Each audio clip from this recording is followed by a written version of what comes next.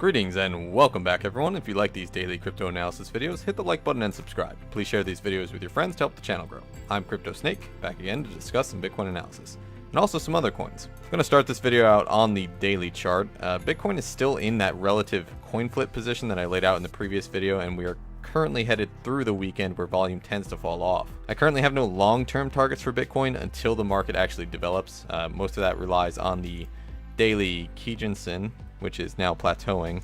But I will go ahead and analyze some lower time frames on Bitcoin and analyze some other coins to get kind of a micro scale of where we might be headed. Just the overall daily trend, we are still trending upwards on the SAR, and the RSI is sitting around neutral, somewhere in the middle, around 50. This would be our third pump. We did actually create a lower high, which is not bullish, but I see no reason right now to expect that we shouldn't keep with the pattern of making a higher low. Moving down to the 4-hour chart, the SAR is moving in a bearish pattern. Down on the RSI, we have been rejected from this 51 resistance level, and the RSI is currently starting to dip. As I laid out in the previous video, I did believe that the RSI cycle would complete. The RSI cycle being the descent down to 30 and bouncing back up in a bull trend, normally peaking a little bit higher than 70. We actually haven't completed this cycle fully, but it was close enough that I do believe we are going to trend back down to the 30. Moving to the Binance chart, we broke through the 65.79, give or take, resistance area, pulling back to the 4-hour Kijun, which was descending, and now appears to be moving through for a bearish TK crossover. I believe we will break down from this position to test either the 65.24 to form a higher low, or potentially wick down to the 64.81 once more. 64.81 has built some massive support, so I would be very surprised if we smash through it after attempting it multiple times previously. If we move down to the 3-hour cloud, Bitcoin's price movements are currently riding on top of the 3-hour cloud. This top line on the 3-hour cloud is flat and long, which indicates that it has been building up some support, but can also act as resistance if we're going up from below. We are posting some bullish SAR dots, but the SAR dots are still all the way down here, so that doesn't offer much support in this range of this cloud, which is why I think a breakdown to this resistance area is very likely, and possibly finding support on the SAR and on the bottom of the 4-hour cloud that I laid out earlier. We have a confirmed TK crossover on the 3-hour as well, so I would expect the price movement to continue down, breaking into this cloud, dipping heavily with the Kijun, possibly overextending from it, and then bouncing back up and wicking back up, probably with a slightly less squiggle line. I don't think we'll see any massive movements on Bitcoin until after the weekend finishes. But for the moment, short term, I am bearish. I'm still about 60-40 split on long term, pushing to that 7K mark or 6.8K. But before I get on with the rest of my technical analysis, if you'd like to join my free Telegram for insights on the market, including Bitcoin, altcoins, and a sneak peek to my personal entries and exits, join t.me/cryptosnakepit. Links directly to the chat and a link on how to install Telegram, which is a free chat program I use to communicate with my VIPs, in the description below.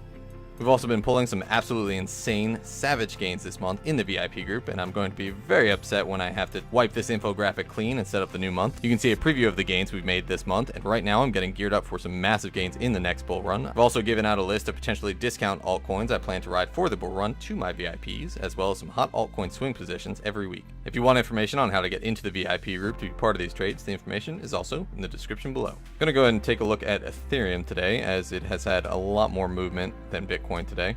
In the VIP group, I did open a position, laddered entries into longing Ethereum down in this level, and pulled a 100% profits on Ethereum's long order, selling it at the absolute peak, and just absolutely predictable as we've been traveling through this upward moving wedge. Right now, we are side trending on Ethereum, having trouble breaking through this 232 resistance.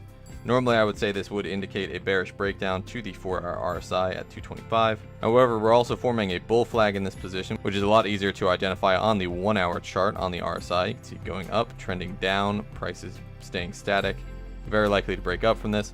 The other reason that I believe this bull flag is very likely to play out is the Ethereum shorts. Now flipping over to the Ethereum shorts chart, and Ethereum shorts are the same as Bitcoin shorts. They're essentially a measurement of the people betting that the Ethereum price will break down. This has been overextended into the overbought territory on the 4-hour RSI. This is normally an indicator of when we'll break down. When this breaks down, it's what's called a short squeeze. It pulls back to the next relative support, which causes a massive price spike in the coin. Of course, the inverse of this is also true with long squeezes, which I laid out on Bitcoin in the previous video when we did take that massive drop. So I do see this affecting the price very heavily, and in fact, it may have already affected it by the time I get this video up, as we have been side trending on the shorts around this level, as the price has been increasing. As for the overview of the market health today, we are actually seeing a nice influx of money into the crypto space. We're up to $222 billion, up about $6 billion from yesterday. And the altcoin market is seeing some decent pumps of 2 to 6% across the board. The Bitcoin market cap has started to descend down to the 51. It did break out of this 52 to 53% magnet zone that we've been stuck in, which is good and healthy for the space, especially moving into October. Moving back to the Bitcoin chart, I just want to overview again the overall market cycle, zooming out. Here, you can see that this range has been restricting. I've been laying this out for the past couple of videos. However, what I really want to show today, actually we have to go pretty far back into the chart. Back here to late September when we started bottoming out on Bitcoin, all the way back here. Historically, when we hit October, we start seeing a very nice bull trend starting the bull market, which again coincides with this market cycle that I have laid out. As this pennant restricts, we're very likely to get a nice breakout out of this, continuing into the bull run for the rest of the year. So I'm very, very excited for October, and I'm excited to see where Bitcoin might go for the rest of the year. But I also want to address the perspective on the cryptocurrency space. If you're down in your money, if you've just been absolutely wrecked this entire way down, you haven't seen anything yet. If you're sitting there saying, oh man, I wish I got in back here in January, I wish I got in earlier, took advantage of this gigantic pump, don't worry, this space is so young. The next round of people who come in on this next pump will be saying the same thing. I wish I got in at 6,000 before it hit 20k, 30k. I wish I was that lucky. So just keep that in perspective. This is a market cycle. This happens over and over throughout all markets. This has also happened multiple times in Bitcoin's history, and it's very likely to happen again. We're probably going to go into this next bull run in October, get into January or February. We're going to start going up into a nice bubble pop again, and it's going to break, and we're going to continue this trend going down. And hopefully, if you learned from this past experience, you'll benefit on the next market cycle. I also want to cover a historical perspective on Ethereum.